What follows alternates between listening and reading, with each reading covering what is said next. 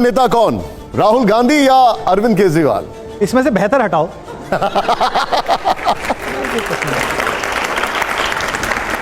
अब बेहतर विचारक कौन, दिखाइए जरा, महात्मा गांधी जी या डॉक्टर हेडगेवार जी? दोनों का विचार बेहतर है, मैं दोनों से सहमत हूं, उनसे भी सहमत हूं, इनसे भी सहमत हूं। और एक ध्यान से देखो तो दोनों भी एक दूसरे से सहमत हैं। और वो प्रश्न क्या है पता है, किस शब्द पर सहमत हैं? वो है राष्ट्र। बापू के लिए भी और डॉक्टर साहब के लिए। अगला सवाल जो है उसका जवाब वैसे आप दे चुके हैं, लेकिन फिर भी प्ले ऑन करिए जरा इसको। यहां पर अगला सवाल, कुमार विश्वास जी के लिए पहले क्या, गीता या संविधान? संविधान। संविधान। तालियां हो जोरदार। अब 3 तस्वीरें आएंगी, दिखाइए जरा, प्ले ऑन करिए। बेहतर मुख्यमंत्री कौन, योगी आदित्यनाथ जी, अशोक गहलोत जी या भगवंत मान जी? तीनों बहुत अच्छे हैं। भगवंत तो मेरा छोटा भाई है, वो तो बहुत बढ़िया है। एक बताइए आप। देखिए, भगवंत को मैं पार्टी ज्वाइन कराई मैंने, और बहुत ही बेहतर इंसान है, अच्छे मनुष्य हैं भगवंत। अशोक गहलोत जी की तारीफ इसलिए है कि भारतीय राजनीति में इतना विनम्र नेता नहीं देखा गया जितने अशोक गहलोत हैं। 3 बार मुख्यमंत्री बनने के बाद भी अद्भुत विनम्रता है। और योगी आदित्यनाथ एक बड़ा बिखरा हुआ अराजक अनुशासनहीन कुनबा, उसके ऊपर डंडा लेके जो आदमी खड़ा होना चाहिए, उसमें ठीक आदमी है। तो तीनों अच्छे हैं, मैं तीनों मुझे पसंद है। ठीक है, अब आइए जरा अगला सवाल, प्ले ऑन करिए। तालियां वैसे नहीं हो रही, मैं देख रहा हूं। बड़ा धरती पुत्र कौन, वाजपेयी जी, मुलायम सिंह यादव जी, इंदिरा गांधी जी या प्रधानमंत्री मोदी जी? ये रैपिड फायर ही बेकार है।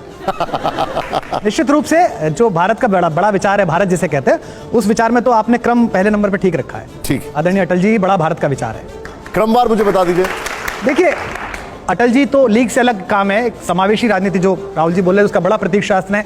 नेताजी इसलिए क्योंकि जमीन की पकड़ के नेता नहीं है, एजेंसी के बनाए हुए नेता हैं कि ये ट्वीट हैशटैग चला दो, ऐसा कर दो, फोटो आप ले लो, इसका ये है। और भारत जब भारत बन रहा था, पहली बार अपने कदमों पे खड़ा होना चाहता था, ऐसे समय जिस दृढ़ता की आवश्यकता थी वो श्रीमती इंदिरा गांधी में थी। और अब जो वैश्विक भारत है उसमें नरेंद्र मोदी जी की लोकप्रियता अप्रतिम है। अब इसमें बुरा माने कोई भला माने, भाई राजनीति बेटरमेंट के चुनाव का काम है। और बड़े फलक पर इस समय जो भारत में नेता दिखाई देते हैं उनमें नरेंद्र मोदी एक सक्षमतम नेता है इस समय, इसीलिए लोग उन्हें चुनते हैं। मैं वोट दूं ना दूं इससे क्या फर्क पड़ता है, ये वोट देना दे, लोग उन्हें चुनते हैं। आप थोड़ी देर पहले मुझे हिंट कर रहे थे एक सवाल के लिए, पूछिए सवाल। भैया, हम आपसे एक प्रश्न पूछना चाहते हैं कि आप सभी पार्टियों के खिलाफ तो बोलते रहते हैं, तो कभी ऐसा कभी हुआ है कि आपके मंच को लेकर किसी पार्टी ने विरोध जताया है? इसका सबसे बड़ा, ये कभी नहीं, ये सदा ही होता है। ये सदा है कि बहुत सारे राजनेता, बहुत सारे मुख्यमंत्री, बहुत सारे लोग जिनके यहाँ से मैं बहिष्कृत हूँ, मैं जा ही नहीं सकता हूँ। मतलब बात हो जाती है कि अरे वो आ रहा, नहीं वो नहीं आना चाहिए। राजस्थान में भी हुआ है, उत्तर प्रदेश में भी हुआ है, मध्य प्रदेश में भी हुआ है, सब जगह होता है, इसमें कोई दिक्कत नहीं। मैं हिंदी में पिछले 35 साल से सार्वजनिक जीवन में हूँ। उससे पहले मैं घर में हिंदी देख रहा था। मेरे घर में हिंदी के सारे बड़े विद्वान, कवि, आलोचक आके रुकते रहे हैं, डॉक्टर नगेंद्र से लेके गोपाल दास नीरज तक, जो कि मेरे पिताजी हिंदी के अधिकारी विद्वान। इस देश में एक हिंदी साहित्य सम्मेलन होता है, विश्व हिंदी सम्मेलन, अलग अलग सरकारें कराती हैं। मैं नहीं गया, ये महत्वपूर्ण नहीं है, मैं आज तक बुलाया भी नहीं गया उनको। वो उसमें खूब सारे लोग जाते हैं, अफसर, उनकी बीवियां, मनोरंजन, महिला पुरुष सब जाते हैं, लेकिन मैं नहीं बुलाया गया। तो मैं सरकारी कार्यक्रमों में नहीं बुलाया जाता हूं, तभी बुलाया जाता हूं जब उनको लगता है कि ये एक ऐसा ढोल है जिसे बजा के भीड़ आ जाएगी और भीड़ में मैं अपनी बात कह दूंगा, तो वो मुझे कभी कभी बुला लेते हैं। तो किसी सार्वजनिक पुरस्कार में मेरा नाम नहीं है, कभी आज तक नहीं मिला, कभी मुझे कोई अकादमी सम्मान नहीं मिलेगा और मिलेगा भी नहीं, उसकी अपेक्षा भी नहीं है, ये मैं आज ही घोषणा कर दूं। कुमार विश्वास जी, मैं अब जरा शुद्ध राजनीति की थोड़ी बात करूंगा। क्यों करते हो आप इतनी बात? थोड़ी जरूरी। 24 घंटे का चैनल है, उसमें कर लेना 23 घंटे में, उससे क्यों कर रहे हो? 2024 की लड़ाई अब दिलचस्प होती जा रही है, विपक्षी एकजुट होने की कोशिश में, आपकी टिप्पणी इस पर? अच्छा है, युद्ध तो अच्छा होना चाहिए, दोनों तरफ घनघोर होना चाहिए। एक तरफा क्या युद्ध हुआ, ये तो कोई बात थोड़ी होती है। अभी वेस्ट इंडीज को हरा लिया, वो कौन सा देश पहली बार खेलने आया है, कौन सा देश है? स्कॉटलैंड ने हरा लिया। एक जमाना होता था वेस्ट इंडीज क्या खेलता था। तो मैं तो दोनों को शुभकामना दे रहा हूं, जब तक रन आगे पीछे का वो, ये अकेले खेलने वाले लोग तो मैदान को अपना घर समझ के टेंट लगा लेते हैं, फिर चाचा भतीजों को बुला लेते हैं, तू भी इधर हो जा, मैदान हमारा है। तो मैदान खुला रहना चाहिए। आखिरी जो विपक्ष में सबसे ज्यादा कानाफूसी हो रही है वो आपके पुराने सहयोगी को लेकर हो रही है। नाम बताने की वैसे मुझे जरूरत नहीं है, लेकिन अरविंद केजरीवाल, कांग्रेस समेत कई विपक्षी पार्टियों को उन पर भरोसा ही नहीं हो पा रहा है। भारत पर जब दाहिर पर आक्रमण हुआ तो बाहर से आने वाले सेनापति ने वहां के मंदिर के एक कार्यकर्ता को खरीद लिया, क्योंकि यह कहावत थी उस मैदान में, जो लोक श्रुति है कि जब तक ये झंडा देवी के मंदिर का नहीं गिरेगा तब तक हिंदुस्तान का राजा जीतेगा। जब युद्ध शुरू हुआ तो थोड़ी देर बाद ही उस कार्यकर्ता ने, मतलब दाहिर के उस आदमी ने, बड़े मंत्री ने झंडा ऊपर चढ़ के नीचे गिरा दिया। अफवाह फैल गई कि दाहिर हार गया और दाहिर मारा गया। जब उसको लाया गया उस विदेशी आक्रांता के सामने, उस मंत्री को कि साहब आप मुझे इनाम दे दीजिए, तो उसने कहा इसका सिर कलम कर दो। तो उसने कहा क्यों? बोले दाहिर के यहाँ कब से काम करता था? बोले 7 पीढ़ियों से। बोले 7 पीढ़ियों में जब तू दाहिर का सगा नहीं हुआ तो एक युद्ध में तू मेरा क्या सगा होगा? तो ये विपक्षी पार्टियों को समझना चाहिए, इतना ही संकेत काफी है उनके लिए। लेकिन आपने बहुत बड़ी बात की है, लेकिन आम आदमी पार्टी के कार्यकर्ता कह रहे हैं कि अरविंद केजरीवाल 2024 में अरे भाई साहब क्यों मुझसे ऐसी बात करवाते हो? 2012-13 की अपनी क्लिप निकाल के देख लो, जिनके खिलाफ ट्रैक्टर भर भर के गालियां बकते थे, जिन्हें इस देश में भ्रष्टाचार और राजनीतिक नीचता का पर्याय पुरुष मानते थे, जिनकी परछाई से भागते थे, अगर वहीं जाके जाना पड़ रहा है, उन्हें विकास पुरुष कहना पड़ रहा है, उन्हीं की गोद में बैठना पड़ रहा है, तो ऐसा तो स्वर्ग भी मिले ना तो मैं चिमटे से ना उठाऊं, लात मार के फेंक दूं गर्दन ले अपना। क्या मिलेगा इससे? अरे खाएगा वही 2 रोटी, मधुमेह हो रहा है, इंसुलिन तो उतनी लगाएगा, वो भी 2 रोटी ढंग की ना मिल रही, मिठाई खाने का मौका ना मिल रहा। सीजन में आम आ रहे हैं केवी कुटीर में, मैं तो जम के चूस रहा हूं और जम के नहा रहा हूं, तो वो भी नहीं खा सकता। क्यों इस चक्कर में पड़ा हुआ है भैया? जिंदगी भर इसी नीचता को गाली दी और वो नीचता कर रहे हो। जीवन केवल निशांत चतुर्वेदी जी ये नहीं है जो आपके और मेरे जीते रहते हुए, जीवन इसके बाद भी है। मेरे नाम पर मेरा पोता ना थूके और उसका पोता ना थूके, ये भी तो देखना पड़ेगा। ये तो अभी ऐसा निर्णय कर रहे हैं कि इनके नाम पे औलादें थूकें, आंदोलन में लोग निकलने को तैयार ना हो, तो क्यों ऐसा करवाना चाहते हैं? नीचता है, गलत प्रसंग है, कहां राम में आप ये सब चीजें ले आते हैं? बढ़िया। अब मैं आपसे एक गंभीर सवाल पूछ रहा हूं। एक सेकंड राकेश जी, एक सेकंड, मैं गंभीर सवाल पूछ रहा हूं। ये सवाल जुड़ा है आपके उस बयान से जो आपने पंजाब चुनाव से पहले दिया था और आम आदमी पार्टी के साथ अलगाववादी ताकतों के रिश्ते का गंभीर आरोप लगाया था। मैं आपका वो पहले बयान सुनाऊं या आपको, वैसे आपको याद होगा, याद है साहब, फिर भी एक बार सुना देता हूं मैं, जरा वो बयान प्ले ऑन करिए इसको यहां पर जरा। मुझे क्या याद है, वो तो रोज देश को याद आ रहा है। ठीक, प्ले ऑन करिए जरा।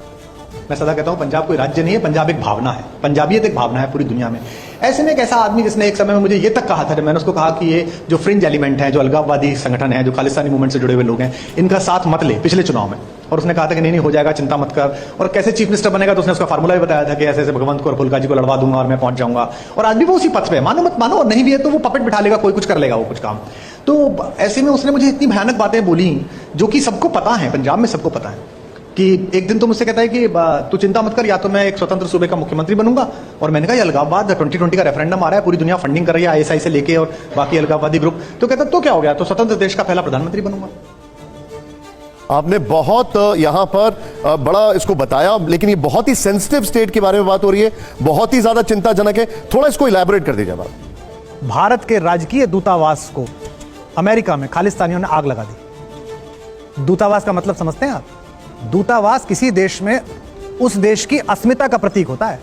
वो बिल्डिंग नहीं है, वो भारत है, और उसको आग लगा दी।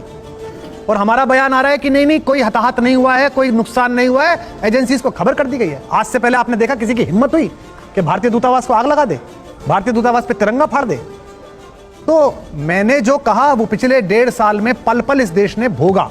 बहुत सारी बातें बोली थी, इसमें 58 सेकंड का बयान चर्चित हो गया। जो बोला था अगर वो गलत सिद्ध हो जाता तो मैं अपराधी कहलाता कि मैंने राजनीतिक बयान दे दिया। वो तो रोज ही सही सिद्ध हो रहा है। कितने समय बाद पंजाब में ये हुआ कि रॉकेट लॉन्चर से थाना उड़ा दिया। हिम्मत थी किसी की इस देश में? कभी आप बीजेपी की तरफ दिखते हैं, कभी कांग्रेस की तरफ, तो कभी वामपंथ की आवाज में आवाज मिलाते हैं। आप किस तरफ हैं? दरअसल क्या है कि मैं अपनी बात कह देता हूं, उनमें से जिसको आज का जो इंटरव्यू है इसे देखना, दोनों इस्तेमाल करेंगे। वो भी इस्तेमाल करेंगे, ये भी इस्तेमाल करेंगे, आप तो करोगे ही। तो हमारी कविता बीजेपी के हैंडल से भी हुई है। काशी में बोलते समय प्रधानमंत्री ने भी उसकी पंक्ति पढ़ दी है, कंकर कंकर मेरा शंकर, मैं लहर लहर अविनाशी हूं, मैं काशी हूं। हमारी कविता आदरणीय प्रियंका गांधी जी ने किसान आंदोलन में भी ट्वीट कर दी, जो धान की कीमत दे न सका वो जान की कीमत क्या जाने, भगवान का सौदा करता है इंसान की कीमत क्या जाने, ये भी कर दी। इन दोनों ने कविता का प्रयोग किया और जो हमने पार्टी बनाई थी उसने कवि का प्रयोग किया। आप कहते हैं आप किसी के साथ नहीं हैं, आपके विरोधी अक्सर आपका एक पुराना वीडियो वायरल कर देते हैं, दिखाइए जरा, जिसमें आप उस वक्त के मुख्यमंत्री नरेंद्र मोदी की तारीफों के कसीदे पढ़। क्या दिखाना? एक बार फिर भी व्यूअर्स के लिए तो दिखा दे, दिखाइए जरा। जब जब आप सहारा देते, इनका सिर सहलाते, जब जब इनको अपना कहकर अपने गले लगाते, तब तब मुझको लगता है ये यह जीवन जी लेंगे और नीलकंठ की तरह यहाँ का सारा विष पी लेंगे। नीलकंठ की तरह यहाँ का सारा विष पी लेंगे। इस देश के अराजक धुएं के बीच कुछ 2-4 रोशनदान हैं जिनसे उजाले की किरण आती है। विपरीत लोग भी और अनुकूल लोग भी दोनों आपके अस्तित्व के होने से इनकार नहीं कर सकते। विपरीत पूरी शिद्दत के साथ अस्वीकार करते हैं और अनुकूल पूरी शिद्दत के साथ स्वीकार करते हैं। मनुष्य वो जो ऐसे जिए कि जब फूल की तरह पृथ्वी से जाए तो बीज धरती में हो और सुगंध आसमान में। मैं बता रहा हूं आपको, मोदी जी आपका भविष्य उज्ज्वल है। आप दिल्ली में तो बैठोगे ही, वो तो मुझे पता है, लेकिन ऐसा कहा जाता है कि कवि की जिह्वा पर 24 घंटे में एक बार सरस्वती बैठती है। शायद ईश्वर करे, माँ करे, आपके हाथ उठे इस क्षण मेरी जिह्वा पर। मैं आपसे एक चीज जानना चाहूंगा। आप कहते हैं कि आप निष्पक्ष हैं, आपके विरोधी कहते हैं कि आप मोदी जी की तारीफ में कसीदे पढ़ते हैं। तो क्या है, राजनीतिक दलों को समझना चाहिए कि 24 घंटे में एक बार बैठती तो है सरस्वती। ये 2007 का 6 का वीडियो है। वो मुख्यमंत्री थे, सारे कवि सम्मेलन सुनने आते थे, अंत तक बैठते थे। मैं उनके घर जाता था, भोजन भी करता था, बातचीत भी करता था। इस पूरे बयान में एक बात बता दो जो मैंने प्रो भाजपा या प्रो मोदी कही हो। मैंने ये कहा, आपसे असहमत लोग पूरी शिद्दत से असहमत हैं, आपसे सहमत लोग पूरी शिद्दत से सहमत हैं। आप मुल्क के उन कुछ नेताओं में हो जिनसे उम्मीद है। मुझे बता दीजिए 2007 में ये बयान क्या गलत था और आज क्या गलत है। लेकिन जिस वक्त राहुल गांधी की सदस्यता गई तो आप राहुल के हमदर्द हो गए। आपने क्या कहा था, एक बार मैं आपको दोहराता हूं। सदस्यता समाप्त, बताता हूं। आप बताइए। मैंने ये कहा था, एक कार्यक्रम में, एक कार्यक्रम था, उसमें बहुत सारे कांग्रेस के नेता बैठे थे, भाजपा के नेता भी। कांग्रेस के लोग उदास बैठे थे जो कि पहले दिन सदस्यता गई थी। तो मैंने उनसे कहा, उदास मत होइए, निष्कासित व्यक्ति खराब आदमी नहीं होता। अगर वो अपने निष्कासन को पूरी आत्मा के साथ जी ले, उस चुनौती को गांव गांव जंगल जंगल घूम ले, आखिरी आदमी तक पहुंच जाए, वंचित तक, मल्लाह तक, पिछड़े तक, निषाद तक, गुह्य तक, विशेष नर वानरों तक, तो वो लौट के आता है तो उसका राज्याभिषेक होता है। इसमें मैंने क्या गलत कहा था? तो अब भाजपा ही तो इस बात पर खुश हो जाने चाहिए कि 14 साल तक तो उम्मीद ही नहीं है कोई।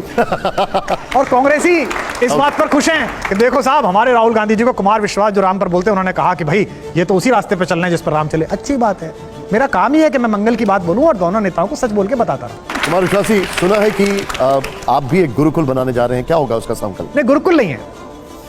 जब हम 2014 में, 13 में सरकार चला रहे थे, फिर 15 में सरकार चला रहे थे, उससे पहले लगातार बात करते थे कि शिक्षा की समस्या है, मूलभूत शिक्षा में ही समस्या है जिसके कारण ये सब आ रहा है। उससे पहले भी शिक्षकों के परिवार से हैं, घर में 10 लोग हैं, 10 के 10 शिक्षा में, एक के अलावा एक इंजीनियर है, या मैं अब कॉलेज से बाहर हूं, फिर भी शिक्षा का तो काम है ही। जन शिक्षा का काम है खुद सीखने का और सिखाने का।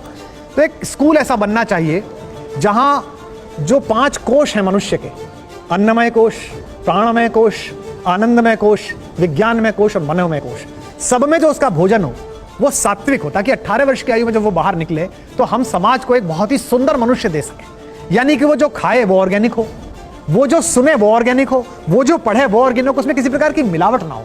तो मैंने उसके 40-50 पॉइंट लेके एक परिकल्पना की। 200 एकड़ में वो भारत कुलम बनना है। और अपने राम जो मैं कार्यक्रम करता हूं, ये भी शायद पहली बार मैं कहीं बता रहा हूँ, उसमें जो भी पारिश्रमिक मिलता है, मानदेय मिलता है, उसे मैं नहीं लेता हूं। वो मैंने एक ट्रस्ट बनाया, मैं उसमें उसे दे देता हूं। घर कवि सम्मेलन से चलेगा और ये लोकमंगल का काम आध्यात्मिक चेतना से और धर्म के काम। बहुत ही अच्छी कोशिश। तो कोशिश ये है, अभी तो जमीन ढूंढ रहा हूं, जमीन मांग रहा हूं। सवाल है जी, अभी सर एक मिनट राकेश जी, इसमें फीस का ये राजेश जी सही पूछ रहे हैं। इसमें इसको सुचारू चलाने के लिए आधे विद्यार्थी तो फीस पर हों और आधे विद्यार्थी वो जो लोकल चेन होती है, छोटी वाली, बचपन है, मदर्स प्राइड है, उनमें एक कंपटीशन करा के आभावान बच्चों को पहचानना, हैव नॉट्स, ऐसे जो बिल्कुल आ नहीं सकते, उनको वहां तक लाना और 100% फ्री पढ़ाना। बहुत ही बढ़िया। ये मैं चाहूंगा जोरदार तालियां, एक बहुत अच्छी कोशिश है। कुमार विश्वास जी, आखिरी पड़ाव शो का, और आखिरी पड़ाव में आपके बगल में एक प्ले कार्ड रखा हुआ है, वो देखिए आप। अब वो है कैमरा, मुझे वैसे आपको क्या कैमरा बताना, वो सामने कैमरा है। मैं आपसे सवाल पूछूंगा, यस, नो, और वरना आप सीधे पास भी कर सकते हैं। ये रैपिड फायर राउंड है। ये देखिए, आपने पहले उसको, हालांकि अभी तक आपने मुझे सारे सवालों के जवाब दिए। दिखाइए, जोरदार पहले तालियां हो जाएं और हर जवाब पे ताली जरूर होनी चाहिए। आइए जरा, रैपिड फायर राउंड में हमारा पहला सवाल क्या है, दिखाइए जरा। कश्मीर से धारा 370 हटाया जाना सही था? मनीष सिसोदिया ईमानदार नेता हैं। अगला सवाल, राहुल गांधी की भारत जोड़ो यात्रा हिट थी? निश्चित रूप से। फिर एक और सवाल, अरविंद केजरीवाल में देश के प्रधानमंत्री बनने के गुण हैं? आपने सिर्फ प्ले कार्ड देखा, सवाल का जवाब आपने एक क्षण भी नहीं लिया सोचने के लिए। खैर, आखिरी सवाल, कुमार विश्वास 2024 में लोकसभा का चुनाव लड़ेंगे? देखिए, आखिरी सवाल का जवाब, आखिरी सवाल का जवाब यह है, नहीं, आखिरी सवाल का जवाब यह है कि इस देश में ना लोग बाग बड़े जजमेंटल हैं। मैं बच्चों की कसम खाता हूं कि ये नहीं करूंगा, मैं बच्चों की, क्यों ऐसा झूठ बोलते हैं? आपको पता ही नहीं है कि आपको क्या करना पड़ेगा। आपको पता ही नहीं है कि आपको किस दिशा में जाना पड़ेगा। उसमें आप एक पहले ही कह दें मैं ऐसा करूंगा, ऐसा नहीं। खुदा थोड़ी हुए हैं, भगवान थोड़ी हुए हैं आप। ठीक है। हमने आप जब अब ये खत्म हो गया शो, लेकिन आप जब आ रहे थे तो एक कविता आपकी सुनाई थी। जाने से पहले आपके बगल में वो माइक रखा है, मैं चाहूंगा एक बार प्लीज आप उसकी कुछ पंक्तियां हमारे लिए। कि साथ रहो तो सबसे बेहतर, साथ रहो तो सबसे बेहतर, मौन रहो आभारी है। साथ रहो तो सबसे बेहतर, मौन रहो आभारी है।